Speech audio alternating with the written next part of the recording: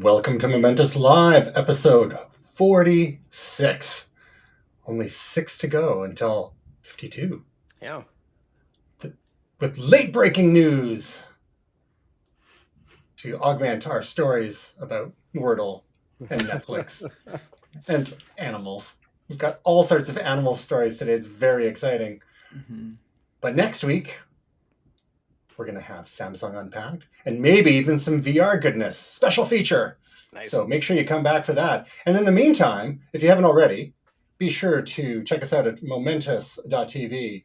Follow, like, subscribe, hit those bells and all those things at twitter.com/momentous.tv, facebook.com/momentous.tv, instagram.com/momentous.tv, and on YouTube, search my name and look for the Momentous playlists there. And like, subscribe, share, ring the bells, do all the things. So friends. Let's get into it. Some breaking news today, blockbuster deal. I'm not going to talk about quite yet because we got a couple small stories first. You may have noticed on your social media feeds over the last little while, some strange little squares. Whatever could those be? Greg, Will, have you seen those strange little squares? Well, the thing that got me was people asking me if I did. And I was like, do I what? Do you Wordle? Do you Wordle? In the privacy of my own home? Oh, yes. Which Pokemon is that? Yeah. Only it's been a really frustrating day. Will I Wordle?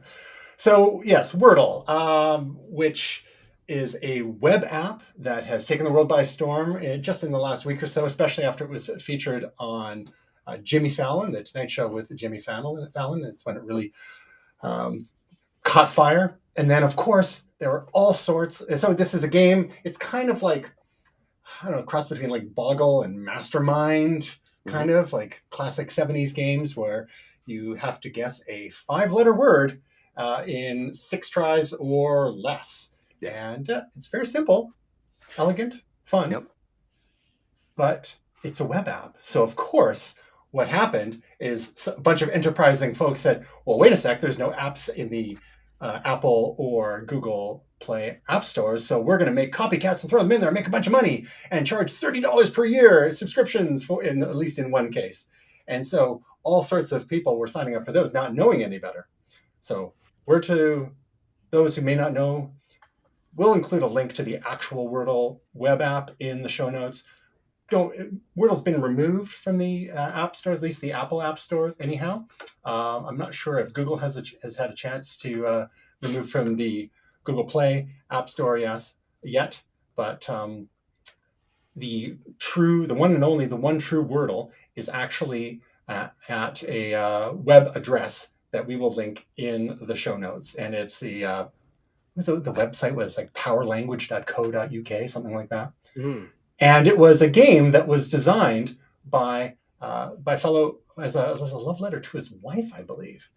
And it's good to see that Apple acted quickly. Well, after a few days, after some outcry, the App Store governance as a whole other issue, of course.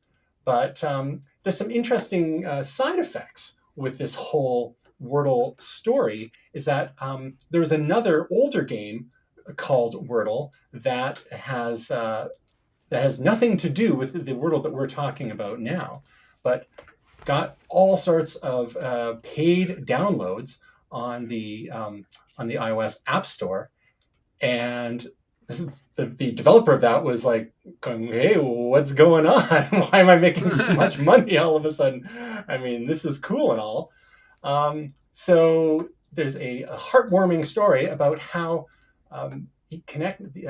said developer connected with the developer of the Wordle web app, and they have teamed up and decided to. They've chosen a charity to donate the proceeds from the 5-year-old app Wordle with an exclamation point that is and remains on the iOS App Store.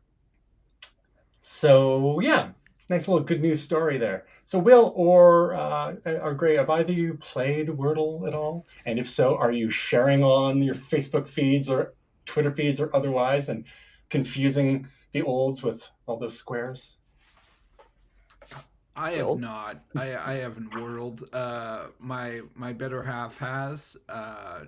She played it a couple times, but she didn't love it.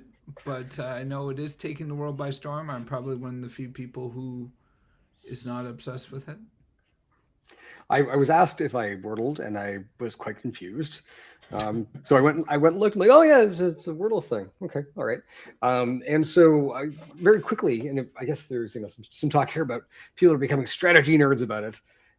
As a longtime fan of Wheel of Fortune, I figured I needed to find a word that had RSTLNE in it.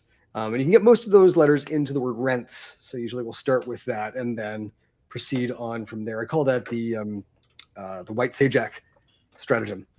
Going for the deep cuts. Thank you. It's, I would like to buy a vowel. Thank you very much. But yeah, so the first time I played it was like 11:50 at night. And I'm like, oh, this is pretty cool. And I got it in, I think, 4 guesses. I'm like, cool, great. And so I hit reload, and it was after. And I think what happens is they switch over at 7 a.m. GMT, making it midnight here. And so I hit reload, and suddenly I was presented with a new puzzle, which I promptly went on to solve. And then I hit reload again, and I had 23 hours to wait. The bloom promptly launched itself off the rose at that point. Cool. Here's the thing: like, we could be getting any sorts of other games that people could be playing. You could be mashing a key for Flappy Bird, or donating to Donald Trump. Any one of these number of terrible things. But instead, people are guessing English words, and I approve of that. Some people say that it's actually exactly what we need right now. Just slow things down. Yep. Just one little puzzle per day. Yeah. And then move on. Yeah. And stop ignoring your kids and your spouse. I think that's my wife's problem. Is she is a puzzle-aholic, puzzle nerd. She can destroy any sort of puzzle. She has dismantled Tristan playing Tetris a few times. Shame. So I think it's maybe like you're saying there, Greg. There's not enough of it for her. So she dominated it quickly and then was ready for more, and none of it presented itself. So did she check out Evil Tris, which I sent over to her? I'm not sure. Get her to. I'm not sure. I think it was by email. I sent it over, where it's like it's an online version of Tetris where it deliberately sends you pieces that don't fit properly at the bottom. Like, it's all the standard shapes, but it doesn't tell you what's coming, and it waits to decide until you've landed the last one, and it's like it's near impossible. It's so that great. Would drive her bonkers because she has to solve puzzles. Like, if there's a puzzle in front of her, she has to solve it. So it's infuriating. It's like I swear it's from the bowels of hell. It's amazing. Do you know that Mario Brothers, that run of that crazy one with all the flame it was sort of viral or a meme or whatever you want. I think it was in Mario Maker, was it not? Yeah. And that drove her crazy because she's like, how do you possibly solve that? Because she's a big Mario fan too. For those who can't get enough Wordle, and you're looking for an alternative puzzle to get you through the remaining 23 hours and 55 minutes a day, may I introduce you to another game called Letterle, and we have to guess a single letter. And my lovely wife Stephanie, one of her first times playing, she got it in a single guess. Wow! So yeah, we're gonna burn her as a witch. Does it take 23 hours for 24 hours for it to reload? Yeah, I think so, yeah. And I had another friend, it took them 26 guesses. Well, we've peaked as a species. Exactly. So yeah, Wordle, Letterle, all the good things. But it's nice to see that with the that other unrelated app, that some good has come out of the proceeds for that. And what was the charity that they decided to donate to? The app racked up 200,000 downloads in a single week, and they collect a little bit more than $2,000, and they'll donate to Boost Oakland, a charity geared towards tutoring and mentoring young people in Oakland, California. There you go. Can't complain about that. Mm-hmm. So speaking of puzzles, Netflix is raising their prices again. Yeah. Because, in the ever increasingly competitive streaming landscape, hey, let's raise our prices.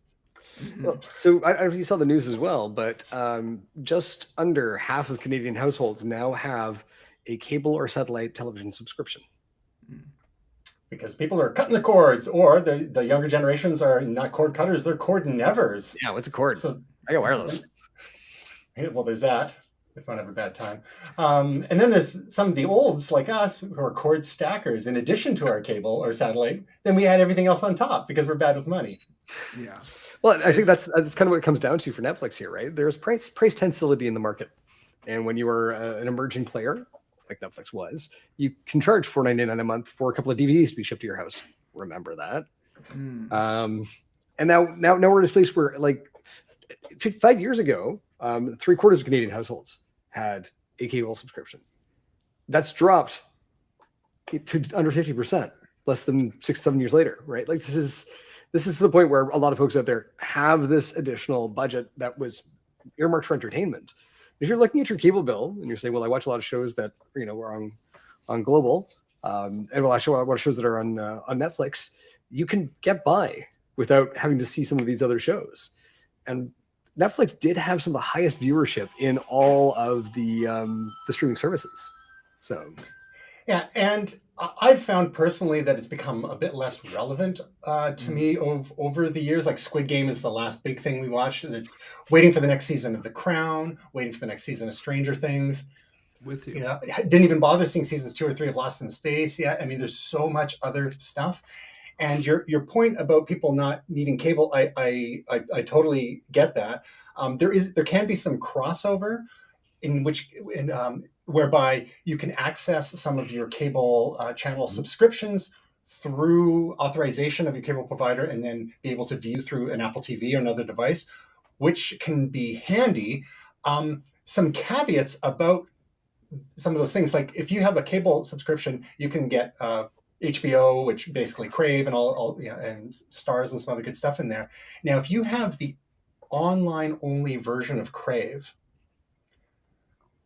depending on a few other details, you may only get a 720p stream, and you may only get stereo audio. And we found that out when we were rewatching the Daniel Craig Bond movies over the last few weeks in anticipation of finally getting around to seeing No Time to Die. And we were watching like Quantum of Solace, which, is problematic enough as it is for various reasons. And we're like, why does this sound like trash? What is happening? And then we were watching through the Apple TV using the Crave app. And then we switched over to our cable box and did video on demand there, which, with this terrible slow interface and everything. But once the movie got going, it's like, oh, okay, this is at least in Dolby Digital, or whatever format they're using. You're getting proper surround sound, and it sounded miles better. So we just need to be careful. And if someone's just watching movies and stuff on their phone or on their tablet, maybe with a set of headphones, no big deal. So similarly, looking at some of these price details from Netflix, they say their standard plan, which was $14.99 Canadian, is rising to $1.50 to $16.49 per month, which gives you 2 HD video and 2 simultaneous streams, and that's what we have. There's a premium package with Ultra HD access, so quasi 4K, and 4 streams. It's going up by $2 to $20.99. The basic plan with standard definition or SD video remains unchanged at $9.99. I would suggest to folks that if you're only watching, if there's just one of you and you're only watching on your phone or tablet, go with the standard $9.99 plan. It gets standard def. It's going to look plenty fine on devices that small for the most part. If you're looking to, save some money, especially if you're a student or something like that, and you're not already like leeching off someone else's account, sharing someone else's account, as folks may do. That's just another consideration, especially if you want to make a budget room for something like a Prime Video or a Crave or a Disney Plus or so on. Will, what are your thoughts on this matter? Well, Gray brings up an interesting topic, and my wife and I have frequently gone back and forth about cutting the cord. And one of our biggest problems is I am a football. I thought you were going to say soccer fanatic. Sorry, I just got some cat hair in my throat or something. Football fanatic, particularly of the European variety. And it is very difficult to cut the cord, especially if you watch things like MLS or German football. MLS is also on the DAZN or DAZN app, but it has a 24-hour lag if you are in a city with a foosball team, which we are. So I can't watch live games of my local team on DAZN. I can only watch it on Sportsnet or TSN, depending on who has the license at any one time. DAZN is great for Premier League and Champions League, which is huge obsession with people in Canada. Oh, wait, sorry. The Premier League rights just went to Football TV, which also has the Italian rights. So if you want to watch Champions League and you want to watch Premier League, you need two separate subscription services. Oh boy! So and then you got cable on top of it. Yeah. So all the different leagues have different rights agreements in Canada. Sometimes they're delayed, like MLS. Sometimes they're on different streaming services. Sometimes they're broadcast both on a streaming service and on a television service, and sometimes not. So if you are a sports fan, cutting the cord is extremely difficult, and you have to make hard choices. And then some people in the world have real problems. Yes. So Netflix isn't the only one to have been raising their prices in the last little while. Disney Plus, after tempting people into their ecosystem a couple of years ago, in this past year, has jumped by $3 a month,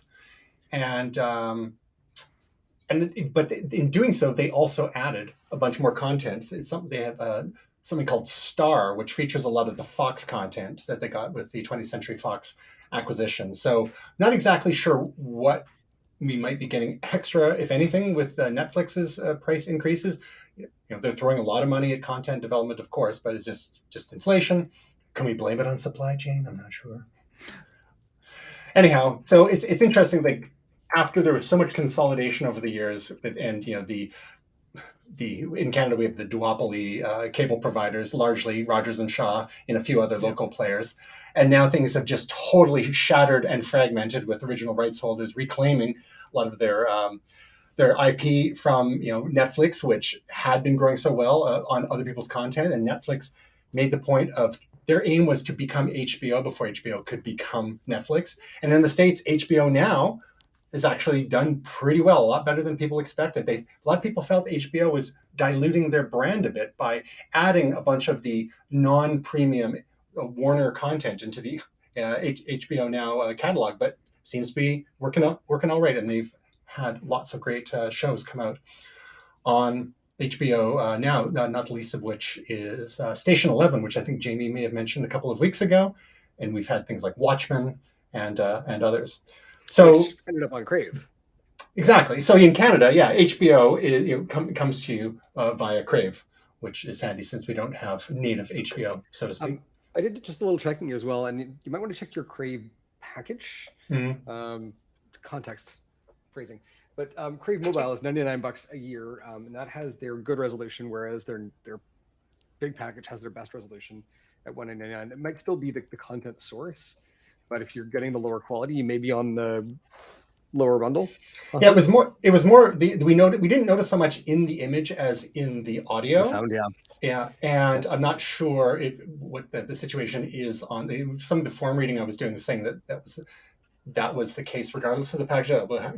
I'd be happy to be corrected. Now we don't subscribe to Crave, like the Crave Online package. We get it through Shaw Cable, so maybe that only gets us because we originally had just an HBO subscription, right? And that kind of just transmogrified into Crave. So whatever package we end up with, that.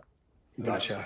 Anyhow, it's a bit of a mess, but lots of great content. Anyway, so the opposite of fragmentation seems to be happening in the video game industry, which continues to consolidate over the years. EA has gobbled up all sorts of smaller developers, and Microsoft has been on a rampage the last maybe say 15 years or so. And I know we've brought it up before, but we'll pour one out for Bungie and the Mac prospects of Halo and whatnot.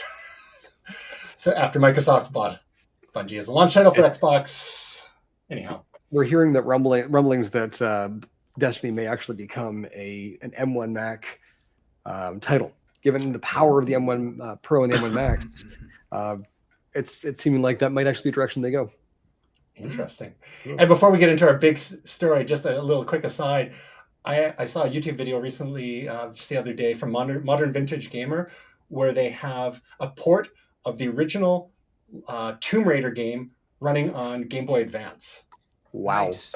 Yeah, looks, I mean, obviously not going to be quite the same quality, but remarkably well done. Getting about 16, 17 frames per second on a Game Boy Advance. I remember we, back in the 90s, bought a copy of Connectic's Virtual Game Station so we could run Tomb Raider for the PlayStation 1, I think, on our Macs at the time. And that was...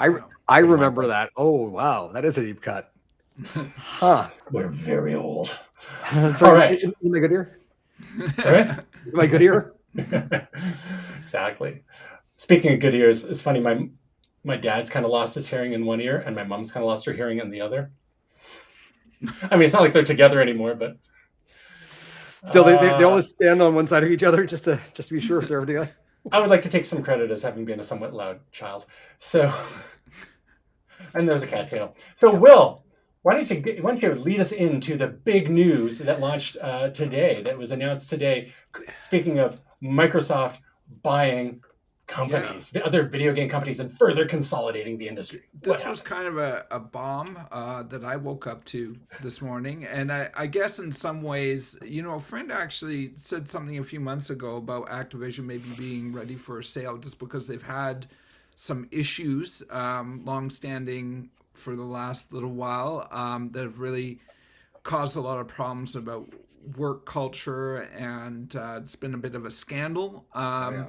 But yeah, so Microsoft bought Activision, which is one of, or the largest third-party game manufacturer, creator, with titles such as World of Warcraft, Call of Duty, Diablo, and they bought King at one point, which makes a little game called Candy Crush. So they basically were seeing some of the biggest, franchises now being controlled by Microsoft. So Candy Crush, World of Warcraft, Call of Duty, Halo, all under one roof. Hexic, all these huge, massive games. So they've been purchased for 68.7 billion with a B. Billion. And one can only think that this is partly, to help beef up the already beefy resume of Microsoft for their Game Pass, and to increase their desire to become the Netflix of gaming and maybe take on Steam, and cross-platform, of course, but really trying to drive that home. So I don't know, what do you guys think about that? I know we all kind of woke up to this bomb. Well, I mean, it was actually the shocking news that I found was this was pushed to Phil Spencer accidentally as an in-app purchase in Candy Crush. Just click the button and there you go. You've got Activision. Oh, my mom doesn't find out. It's on the credit card. Hello, customer service. So, I mean, obviously, like what a great legacy and pedigree of games here. Microsoft's been doing a phenomenal job with their Game Pass service. So the Game Pass Ultimate is their online streaming one that you can download games from, and you can play the games. If you got the right hardware, or you can stream them from online, a little bit like PlayStation Now. And like that's your Xbox 360, that's your Xbox One, whatever's, and on PC. The fascinating thing is that, right now you can go back and play this entire library of 360 games on PC that were never available to PC players before. And it's really breaking down the barrier between console and PC, and in fact, breaking down the barrier between hardware ownership and not owning hardware. They're not just sort of stepping into a place where Steam is right now, but they're kind of stepping out and in front of PlayStation Now, Google's Stadia, which has never been able to get the traction that a company like Google should have been able to muster.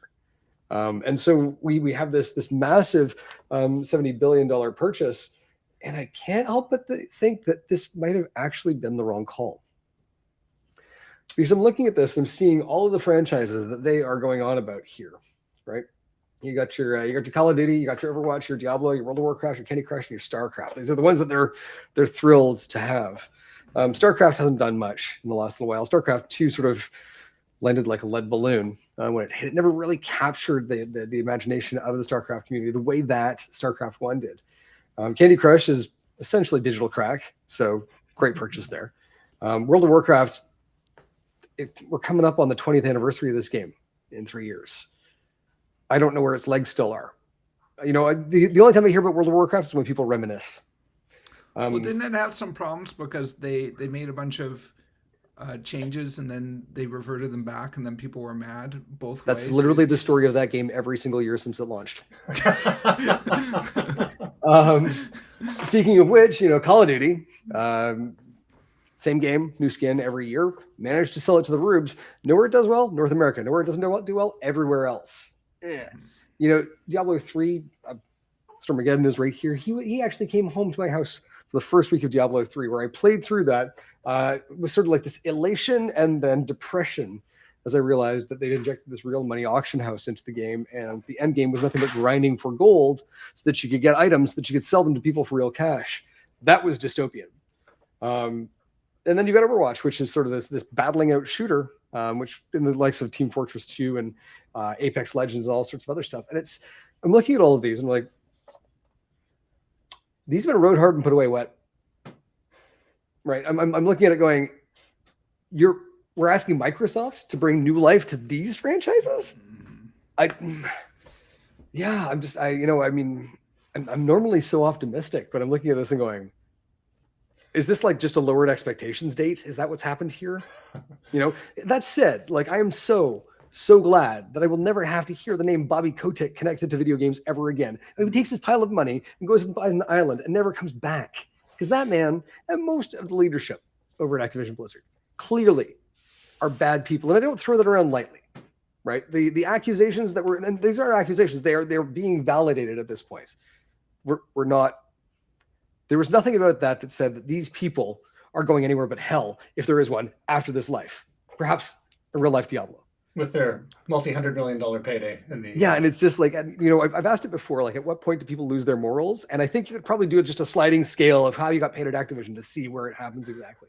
I think the crazy thing about the Activision, now that we brought it up, is the accusations is that in some ways we thought a lot of this was sort of, video game industry 10 years ago, that this stuff wasn't still happening, or some of this culture had been rooted out. EA had some of these issues in the 2000s, not as bad as this, but had some work culture problems. So you kind of, I don't know about you, Gray, but I'd sort of thought, it was a thing of the past, and then you start hearing these accusations. So I agree with you. Yeah, I'm fascinated to see where it goes, but just like the purchase of Bethesda, I'm looking at this and going, the more time goes on, the more it's like these guys are becoming a lightweight version of was it IWI from or IOI from Ready Player One, and this is one of the things that kind of gets me, because it almost seems like you can watch Microsoft and go, okay, so that's where things are not going, right? Yeah. Was it developers? What's the name again? Steve Ballmer. Steve Ballmer, right, with the iPhone. It'll be done in 2 years. Chuckle. Chuck another chair, Steve. It doesn't have a keyboard. It doesn't have a keyboard. Look at my thumbs. I can't Wordle with this. To your point, Gray, too, the strange thing is that they're buying, properties or studios that, they're wanting to pump stuff out, make money off it, mass market things. Call of Duty, yes, but things like World of Warcraft, Diablo, these are not things that are pumped out, or Fallout. These aren't things that are pumped out. They take 5, 7, 10 years to come out. Hit this exactly on the head. So this is two things that I'm going to finish up with here. One being, and what I was getting at here is, we just recently heard Phil Spencer a couple of years ago say nobody's asking for VR. That's exactly the point. Nobody's asking for VR because you don't skate to where the puck is, a la Gretzky. You skate to where it's going. Nobody's asking for VR because they don't know that they need to yet. And all the smart moves in the industry go to where people are going to be going to next. They've just gone back to the well. And you hit it exactly on the head there, Will. All of these games are AAA multi-million, and in some cases, billion-dollar efforts. They can't afford to make them anymore. If you take a look at the price of games, it has gone up and up and up and up. And we're now getting to the point where that game that took 7 years to make and 1,500 people to publish can't make the money back that it made unless you stuff it with microtransactions and so on and so forth. And here's the thing. We're now in an age where having the cinematic graphics and the amazing art rendering team, it doesn't take as much to do that anymore. You don't have to have these massive teams. You don't have to make these AAA experiences. You can make things that are more intimate. You can make things that are more interesting. You can make different things more often and people will buy them. And if you're going to be the Netflix for games, how often are people going to have to play these games in order to get your $15 a month, $20 a month to make this worth it for Microsoft? If they've done the math and this fits, great. But I think this one right here is a losing proposition. Unless, of course, they feature Minesweeper VR, and then I'll win. So, not to belabor this story too much more, but there are 3 other quick thoughts on this. One, do you think any part of this is an acqui-hire, getting the talent, even though that's a lot of billions for the talent? 2, how much of this is a defensive move for locking out Sony PlayStation, PS5 particularly, from previously cross-platform titles?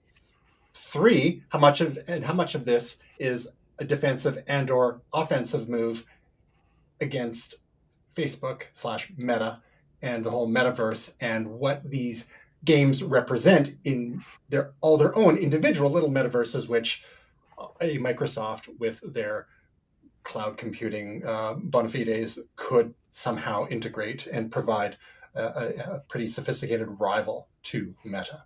Thoughts on any of those points? I think you're right on all those points. I think this was a decision made completely out of fear.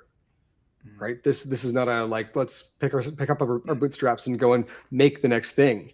Where they're it feels like Ned Flanders, we've tried nothing and we're all out of ideas. This is where they are, is they're intellectually bankrupt, and so they're buying their way into what they think is the exit door from their trapped space in all of these markets. On one side, you do have Apple, who is producing better hardware and better software, and now has one of the biggest gaming platforms in the world.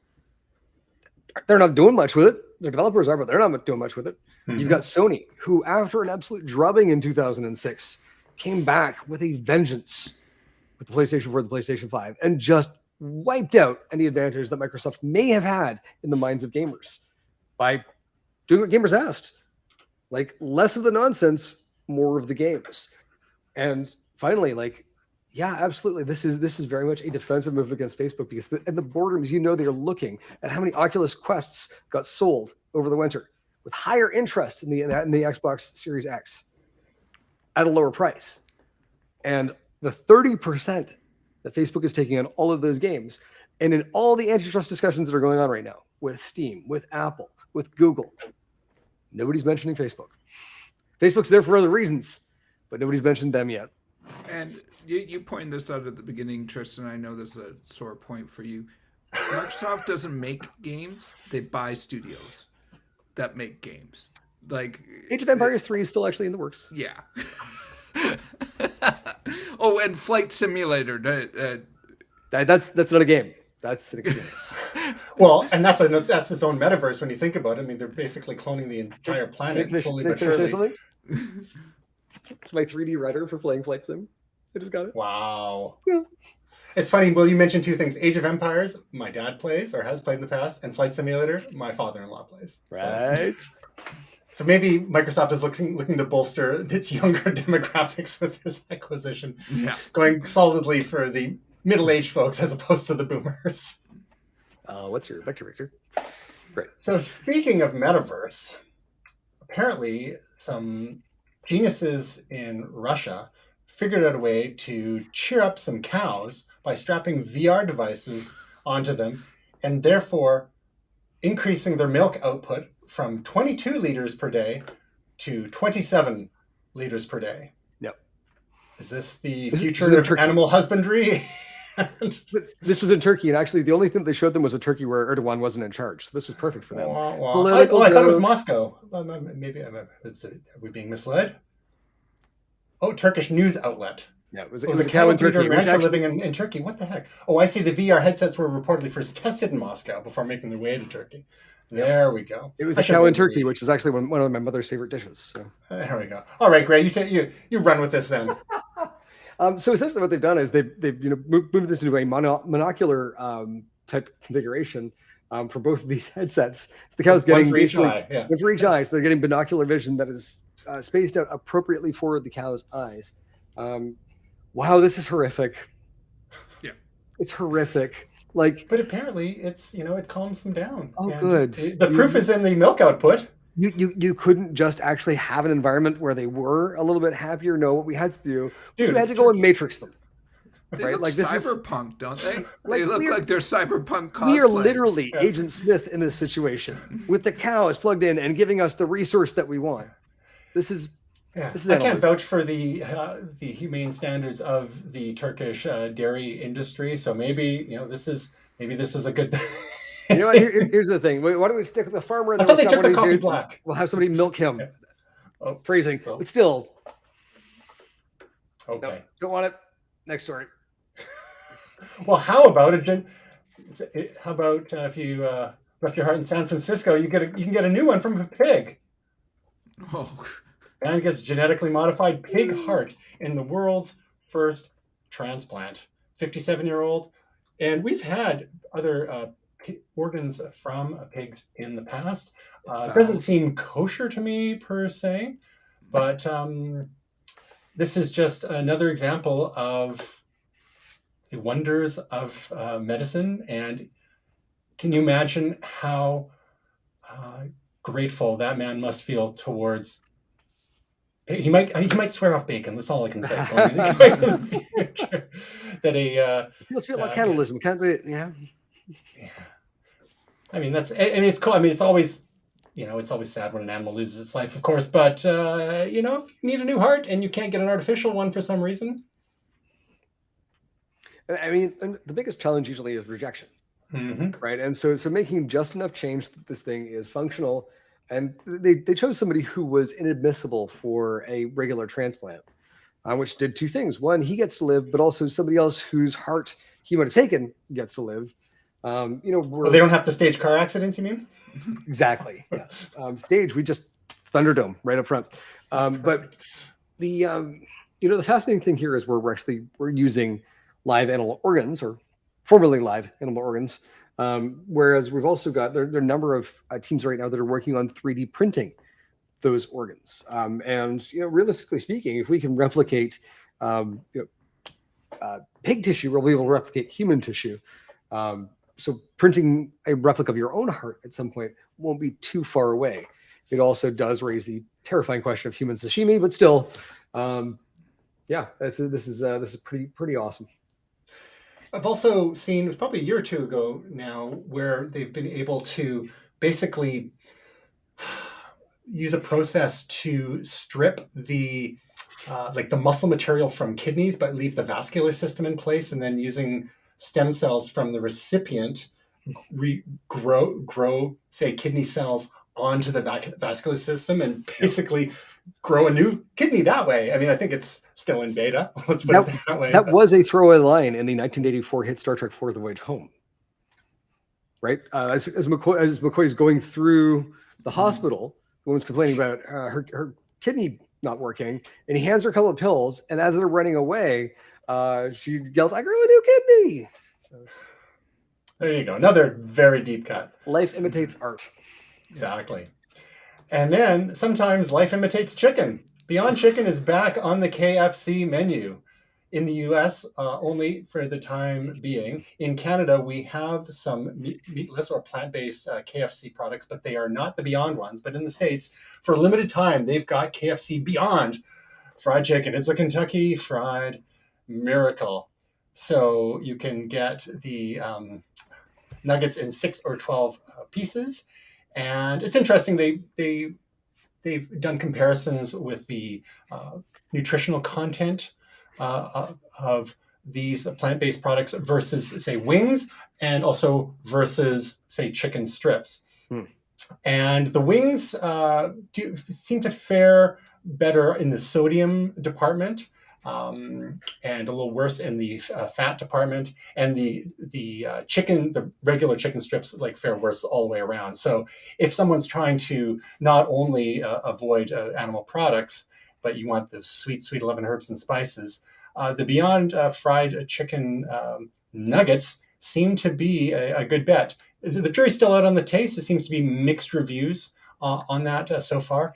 And it also sounds like it's still being cooked in the same oil as maybe the chicken. So if you're a hardcore vegetarian or vegan, it may still not fit the bill for you, unless you're willing to be a little flexible in that. I would suspect that going forward, that if they had enough demand and they decide to keep it around permanently, that they would eventually start to do dedicated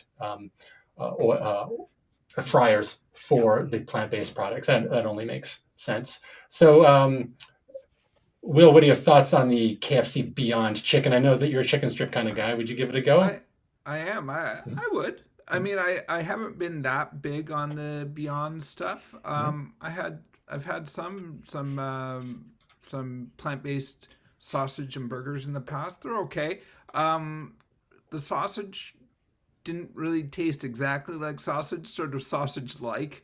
But it's pretty close. I mean, I give it a shot. I do like KFC, but one of the things that it often stops me is A, it's not super healthy for you, and B, it's a little, not nice to animals. There's all sorts of stories and all sorts of things. Not that any fast food is all that great, but definitely makes me feel better about it. So, and it's a little healthier. I love the taste of fried chicken. I have some family from Newfoundland, and Mary Brown's is huge over there, which is a fried chicken place. They're starting to have some Mary Brown's here as well, so it's maybe in my blood. Maybe that's a condition. I don't know. It seems that even if some folks aren't willing to go cold turkey, so to speak, on meat products, that definitely seems to be a trend where traditional omnivores are perhaps eating less meat and open to products such as this. Now, you always have to be careful, because in order to make some of these plant-based products delicious, there's a lot of processing that can go on and a lot of additives, and so it's not as healthy as it comes. And sometimes there can be a lot of sodium as well, and and sometimes even sugar. So you just need to have a look at all the ingredients there. But anything we can, and of course, then there's the whole process, the sourcing, the water use, all that kind of stuff. Generally speaking, it's going to be more environmentally friendly and ethically friendly than meat products. But it's a good, anything we can do to reduce the consumption of meat, I think has benefits all around, both health wise, ethics wise, and environmentally as well. Yeah, well. Yeah. I was just wondering, you brought up the expression cold turkey. Is that the opposite of fried chicken? Exactly. It's funny. We're actually taking the time in February to shift to a plant only diet, because it's the shortest month of the year, and it's the one's probably the least painful if you're not finding yourself completely able to buy in. We've done the no meat months before, and something like this, if it is even close to the taste of KFC, I would love it. And then it would also give me a data point to know the absolute destruction that is my digestive system for the next week. Is that the chicken, or is that the 11 herbs and spices? And that's a data point that I would really love to have. If it wasn't a deadly pandemic, I'd cross the border and find it. But I'll stick this one out. And rounding out the last of our animal-based food groups, back to cats.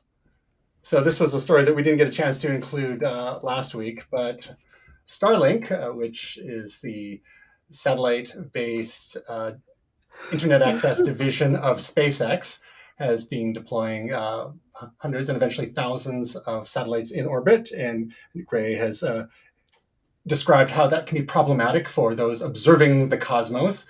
But there's some other problems as well with the dishes that people are doing, because they have some of these Starlink dishes are self-warming in order to keep prevent buildup of snow and ice on them. And in some cases, some cats are making them their outdoor couches. Yeah.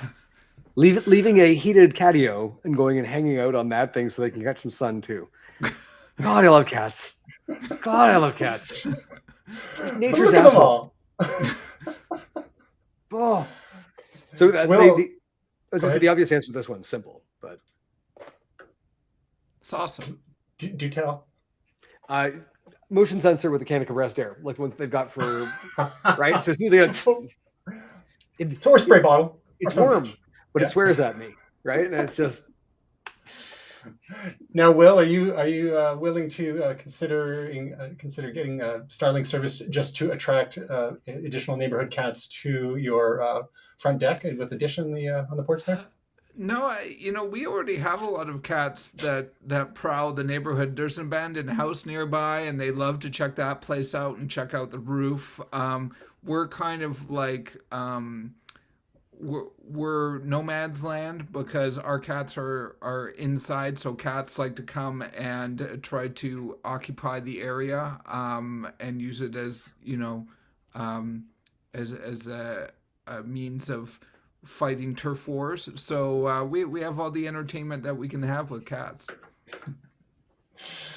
All right, then. So moving on from dishes to cups, there was a game a number of years ago that really it delighted people with its originality and its 30s style animation, and it was known as Cuphead. Now, this is not a game that I had an opportunity to play myself, but just looking at some of the trailers and the clips online, it looked amazing. Looked like old-timey Disney or Warner Brothers cartoons, so from the early days of animation, of course, except with color. And next natural step in the evolution of the Cuphead franchise, of course, is making an animated cartoon series again back on Netflix. So even a bit more, slightly more sophisticated animation, but really evocative of the original game, and sticking with that again 30s style animation. It's got Cuphead and was that Mugman is the other fellow? Man, yeah. So who here could tell us about Cuphead, whether you played it or not, and what are you looking for in this Netflix series? well, did you play it? Well, I have to admit, I didn't really play it all that much. Definitely aware of the Cuphead. I'm interested in watching this actually. I mean, it's kind of part of it is it's this art style, but also reverent humor. So I'm very, very interested. Basically, Cuphead looks almost exactly like Mickey Mouse except with a different head. I will say that the game was crushingly difficult. It was not easy. It's a great challenge, and obviously like a ton of fun as you conquer those challenges. But if they're looking for the Netflix series to match the difficulty of the game, you're probably gonna have to put in your password like halfway through episodes, or it'll change the volume and the up to down and down to up. Possibly like if you don't react within a certain amount of time, it will actually like shut your TV off and delete your Netflix account. That's what I'm expecting if it's going to mirror the game experience. Or it'll raise the prices halfway through. Right? That's more Eternal Darkness, but similar. Yeah. Gotcha. Moving along, then, other interesting trailer that came across our desk. Whoops, that's the same one. For those who are subscribing to Apple TV Plus, there is a new series coming February 18th called Severance, starring Adam Scott. It's a sci-fi series. Black Mirror-like thriller depicting the horrors of trying too hard to achieve a work-life balance. And this one is being executive produced by Ben Stiller. And I'm really digging the production design of this one. It's got, sort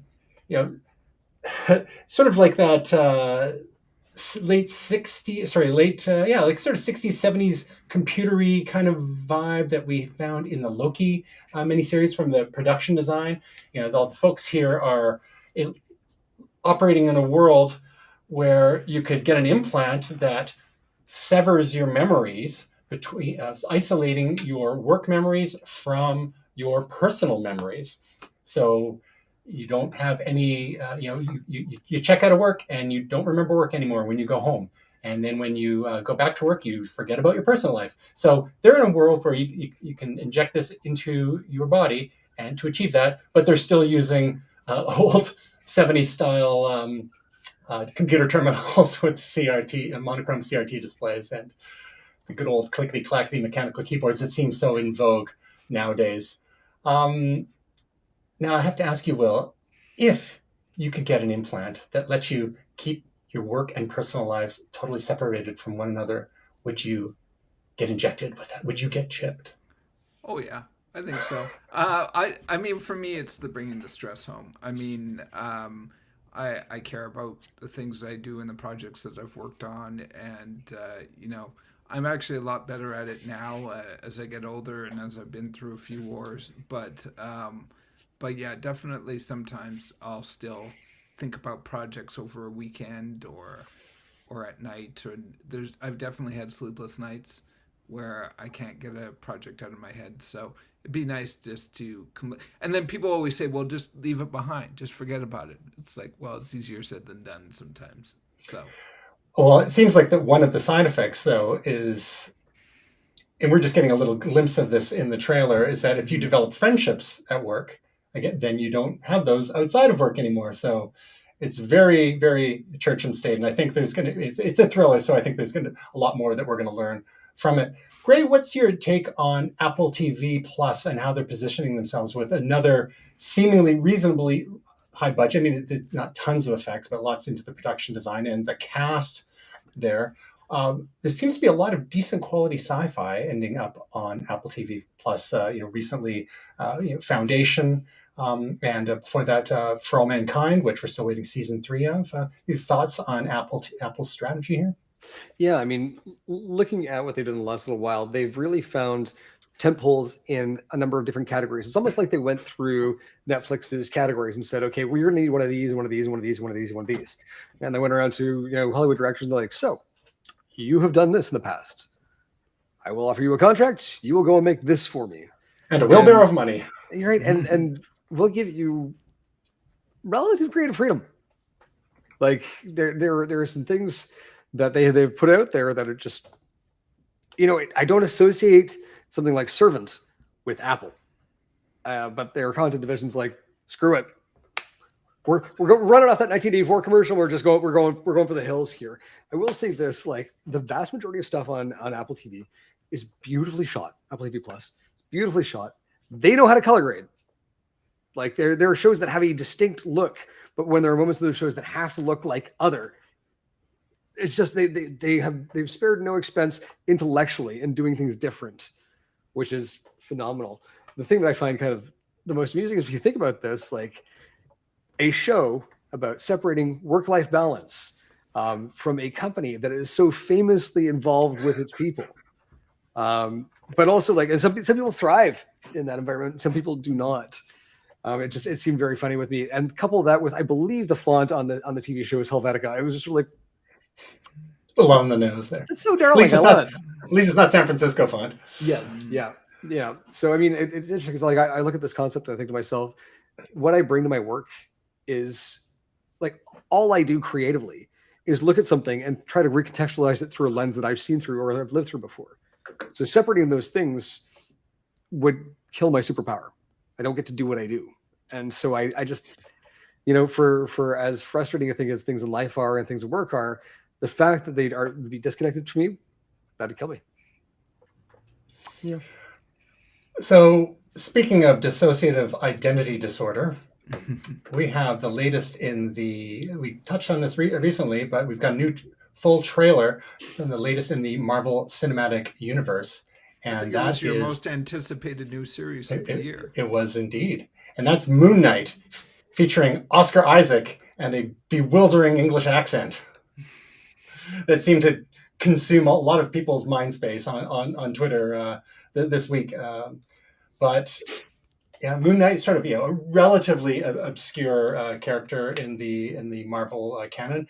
But some people have claimed it's a bit of a Batman knockoff, but interesting backstory, the Egyptian gods, and so on. But again, anything with Oscar or Isaac in it, I am here for, and I'm optimistic for just based on the trailer, how it looks and where it might be going. If you squint your eyes and forget everything that you know about comic books, yeah, it's exactly like Batman. I mean, Yeah. I Two just arms, think two that's legs. I think, yeah, 2 arms, 2 legs, and Cape. he hangs around in the night. He's like an Egyptian god with supernatural powers. He's not like a billionaire playboy whose parents died. You know, Like, give DC time; they'll just reboot it. So let's not go too far there. So I know I've heard that before. I've heard you say it. I can see the people saying that like Daredevil's a low rent Spider-Man. I've heard those conversations as well. But saying that Moon Knight is a low rent Batman, I have to stop. I'm tired of hearing that. I think it's ridiculous. I agree with you. He's not exactly an A-lister. He is a character that comes up over and over again because he is a very interesting, unique character, and I'm glad that he's getting a show. So I kind of jumped in right there because that Batman thing has been bugging me for a while. No. Just got to poke the bear there, you know. Yeah. People are, you know, Twitter's going to Twitter, right? So Yeah. just to throw it out there, and then, you know, so you can knock it down. But look at the way he punches, just like Batman. You got to admit, gets people down and they get prone on the ground, and then just ground and pound. Yeah, rough. I need a palate cleanser after Eternals. After which? Sorry, Eternals. Oh yes, yes. Yeah. I watched it on Disney Plus. Was the first time. I still wanted my money back. So, you know, they could have made that movie about 40% shorter if they had just cut out the ponderous pauses in conversation. Yeah. So I'm so stoked for this because Eternals the actual was a weird choice. I know we're going somewhere else, but it was a weird choice. But you know, hey, they had success with lots of things that I didn't think would be a success. I mean, like Guardians of the Galaxy is a great comic book, but not many people knew it. I mean, Black Panther was a black superhero set in an African nation written by 2 Jewish guys. I mean, this was not something we necessarily, you know, how is this going to be culturally sensitive? The Mandarin, you know, they've introduced things that I have been amazed about Kevin Feige and his team and the other people at Marvel Studios. So it's like, I'll give them a chance. Yes. I mean, Eternals aren't great characters in the books. They've been in Avengers and had their own titles, and they come from Jack Kirby. They have a long lineage, blah, blah, blah, blah, blah. But yeah, they're just not great characters. I mean, that's part of the problem. I agree with you. It's too ponderous, but they're just also not great characters. Yeah, well, and again, you want to talk about your low rent Superman up front there with Icarus, but yeah, the problem really is that Eternals is a strictly paint by numbers superhero movie. And more than that, it is a paint by numbers first of what should be a series they're hoping for team superhero movie. It felt just like seeing Justice League for the first time. You're introducing me to all these people who I have no time to care about because you don't let me. There is exposition and dialogue that's just dropped. Like they're having an emotional moment. So anyway, like literally there's a moment that's almost exactly like that. And I was just sitting there going, I'm so bored. Like it's just, and like right down to curse your sudden but inevitable betrayal. Like I literally yelled that at the screen when he did. I'm like, yeah. No interesting choices were made here. This is all just like even the tentacle guy. I'm like, oh, cool. So we've got a foil for the next couple of. You cut him into 6 pieces. Hey, Rob Stark shoot lasers out of his eyes like Superman. So, but he does that in real life. He wasn't even acting. And Jon Snow, his half brother, was there as well. Right. It was just, you know, it's one of those moments where you're looking at your watch and like, well, I don't like to be negative about things, but at least I'm going to get to vent to a few people about this because, oh my God, you owe me that. Yes, I'm with you. Moon Knight.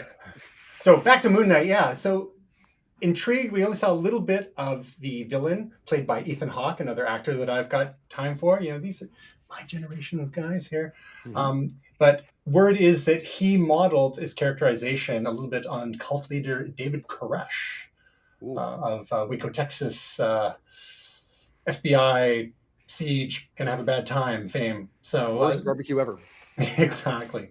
And also the way that Moon Knight is portrayed with the dissociative identity disorder, we'll see how many of the personalities come to the fore, the identities come to the fore, should be interesting. And we're seeing Disney and Marvel have been doing an interesting job of showcasing different sorts of, whether it's neurodiversity or different levels of ability. In Hawkeye, we had, amputees, we had hearing loss, et cetera, et cetera. So it should be interesting to see what kind of job they do with this.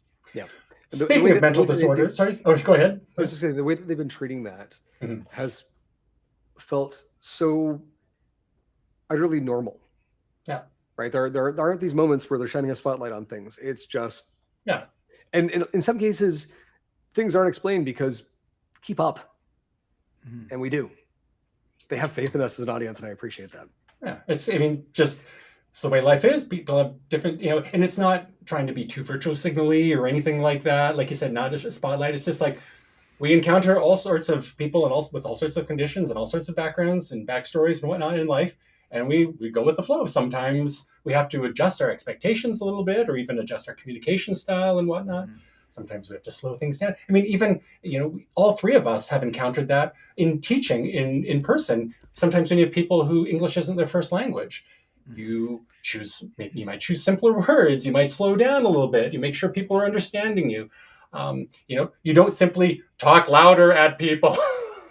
Can I say another thing too? Yeah. I mean, this is one of the things with Hawkeye. I love Kate Bishop and Echo too. For you're talking about diversity of people with disabilities, but there's one thing about being inclusive and just chucking in characters for the sake of it, and attempting to be inclusive. I think back to Justice Friends of adding Apache Chief and Tsunami and Black Vulcan, who have aged really poorly.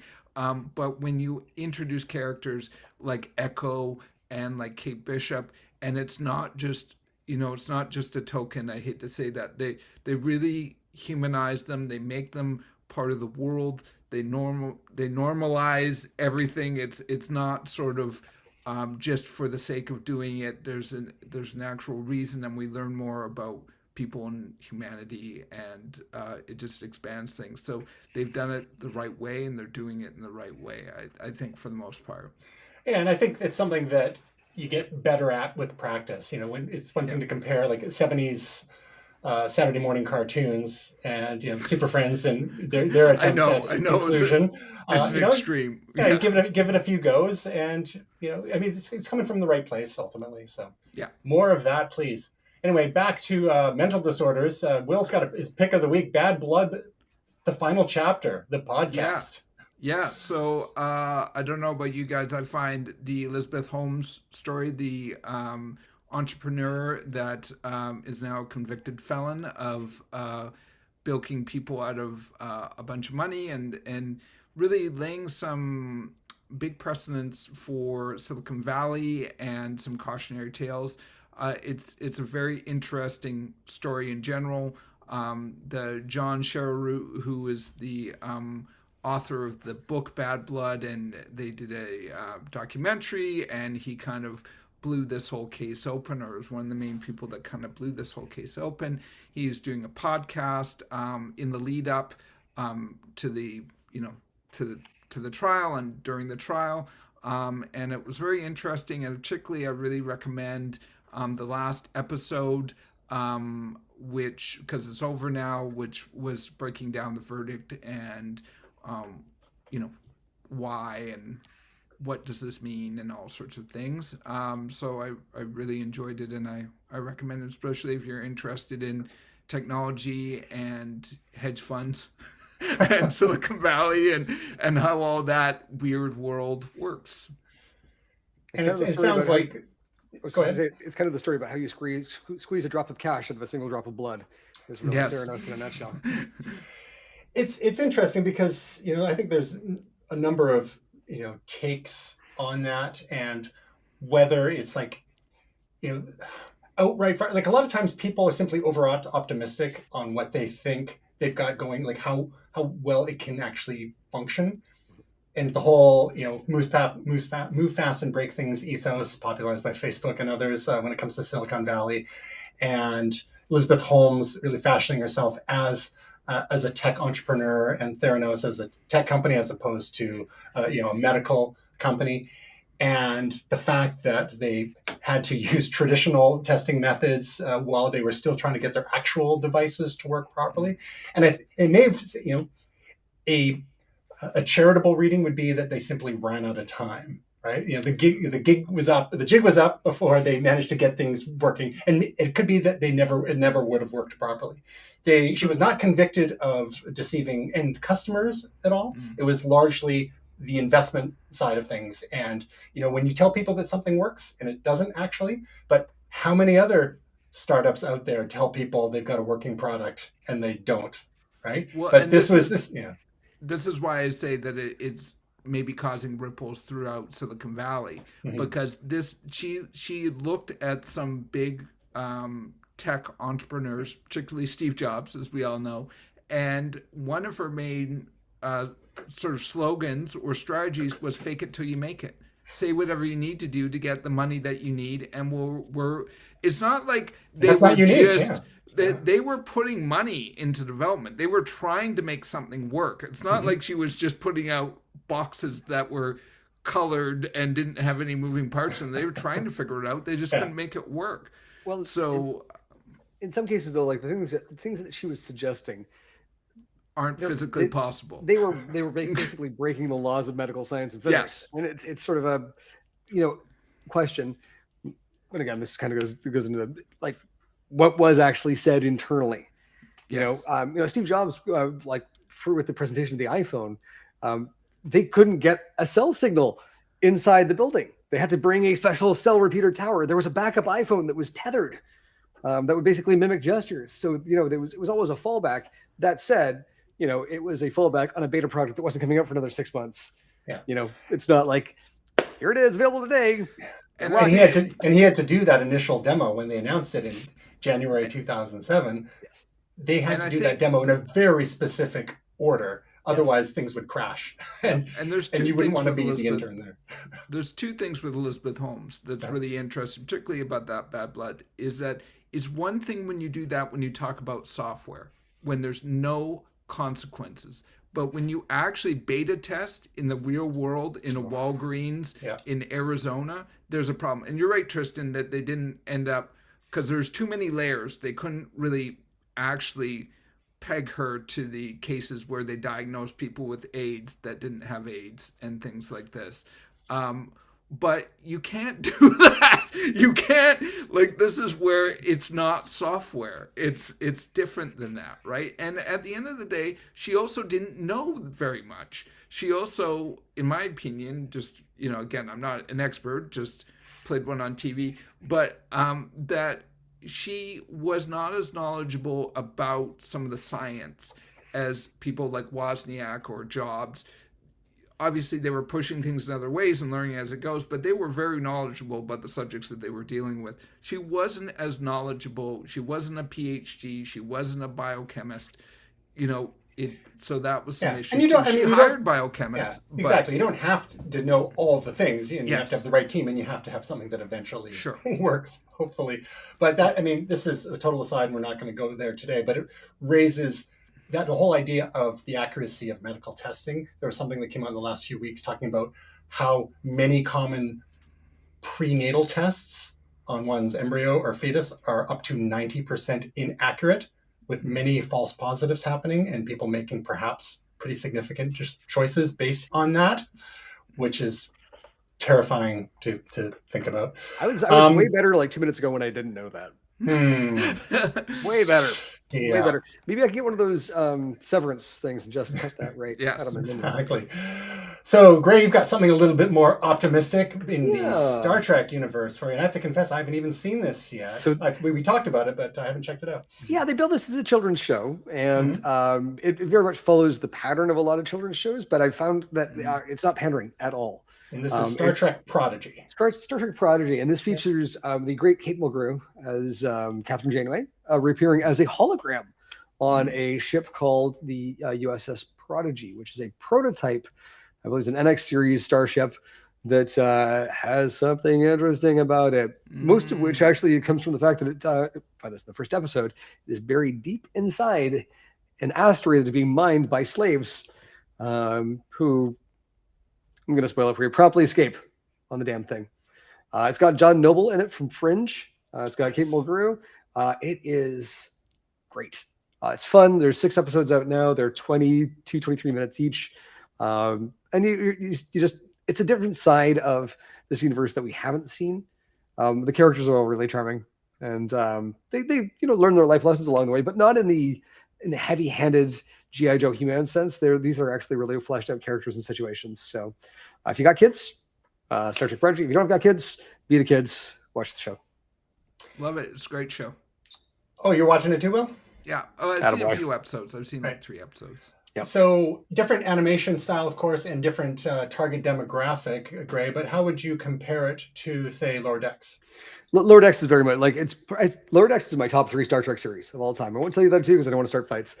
But Lower Decks is phenomenal. Like, it is so well written and so funny, and so many Trekkies hate it because that's like, no one hates Trek more than Trekkies, right? So. We prefer Trekkers. Exactly. Trekulite. So anyway, Lower Decks, I mean, it's a must see if you are above the age of 18. If you're under the age of 18, you're probably fine until about the age of 12. Below that, don't let your kids watch Lower Decks. There's violence and sex and nudity.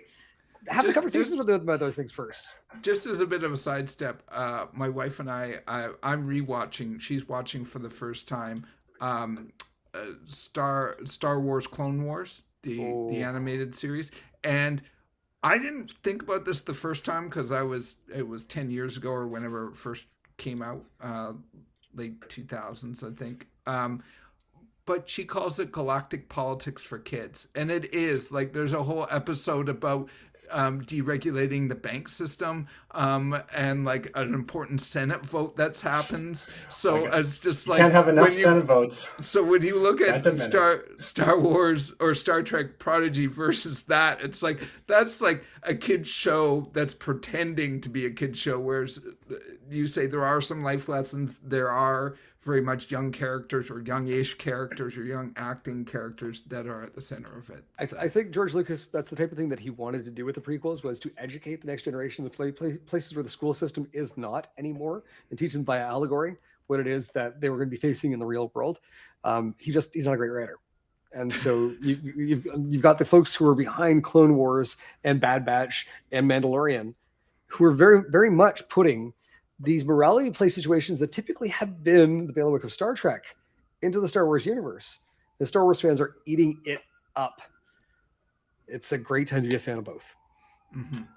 All I can say is Book of Boba Fett, evil Wookiee. Yeah. Yeah. Black Person? Yeah. Yeah. Yeah. Do you like the electric knuckles? He implanted those himself. Yeah. So my pick of the week, again, because I guess we're all pretty basic, is another TV show. Well, again, Will, you're the sophisticated one. You got the podcast, but Gray and I are all about the yeah, exactly.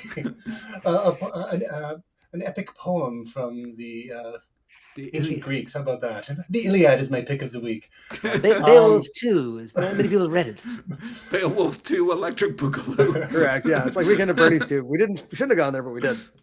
My pick goes back to, at least is set in 1938, and let's call this the Wordle of TV series, and it's season 2 of All Creatures Great and Small, which is back. This is the reboot of the TV series. There was one done in the 80s, I believe, based on the series of books by James Herriot. My wife, Stephanie, was a big fan, read most of those books. She's an animal lover from way back. We watched season 1 and last year, the year before, and it was a delight. And so we're a couple episodes in on season 2, and it's just a nice change of pace from the craziness of the world. You know, this 1938, nothing bad happened then or a couple years later, right? No. But, if you want to get your fill of people pulling small animals out of other larger animals, or, say, bursting animal facial hematomas, what have you, or, a little light quasi-courtship relationship, sexual tension happening in a very late 30s kind of way. It's, like I said, it's like the Wordle of TV series right now, just a totally different pace. Not so much on the CGI, not so much on the sci-fi, but it's worth checking out if you want. And now for something completely different. Exactly. Speaking of completely different, Tasia Custodi, who you may have noticed is not with us. She's with us, but just not with us today. And won't be with us probably next week either, because reasons. She has a video you can check out. Her video this week is the best free workout apps of 2022. So if you've made some New Year's resolutions or even New Year's themes, like the year of fitness or the year of getting off the couch, check out some free apps that you can load onto your phone and to help motivate you or even guide you through specific types of workouts. And she includes some specific YouTube channels in that as well. No beats from you this week, Will. Gray, anything? Can you share anything with us yet on your top secret project yet? He could, but he'd have to kill everyone. No, nothing. Okay. Well, you can find out about Tasia, Tasia's project, her ongoing YouTube videos weekly at youtube.com/Tasia Custodi or at TasiaCustodi.com. And you can find out more about Momentous at Momentous.tv, Twitter.com/MomentousTV, Facebook.com/MomentousTV, Instagram.com/Momentous.tv. Search my name on YouTube and look for the Momentous playlists there. William, Gray, a pleasure as always. Next week, make sure you guys come back for Samsung Unpacked. All the great Samsung news. We'll see what happens. And hopefully Gray won't roll his eyes too much. We don't want to pull a muscle there.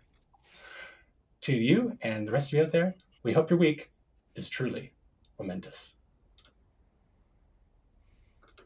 There it is.